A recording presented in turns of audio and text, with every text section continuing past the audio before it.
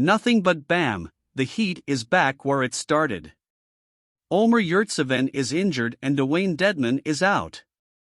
But first, if you are new here on the channel, subscribe to not miss any Miami Heat news that comes out at any time.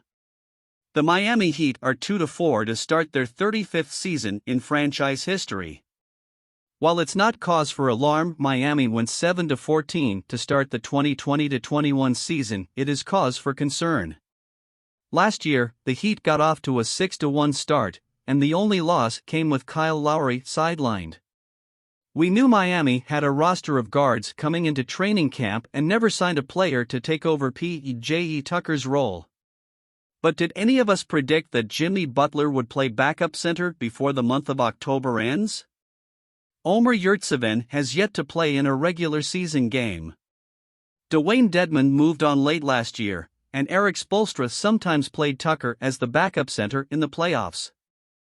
Dedmon looked even worse to start this season. He is questionable for tonight's game at the Sacramento Kings, but Spoelstra should not give him regular rotation minutes if he can play. It's sad to see Dedmon break because he filled a fundamental need for Miami in 2021. Meyers Leonard, who played as a starter for Miami in 2019-20, played just 3 games the following season before suffering a season-ending shoulder injury and possibly ending his career with the declaration of an anti-Semitic slur.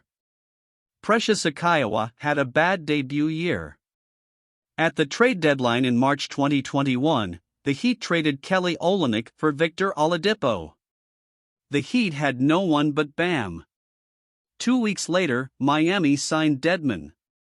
And while it wasn't like adding Alonzo Mourning in 2005 or Chris Anderson in 2013, the Heat's best midseason backup center hires Dedmon exceeded expectations.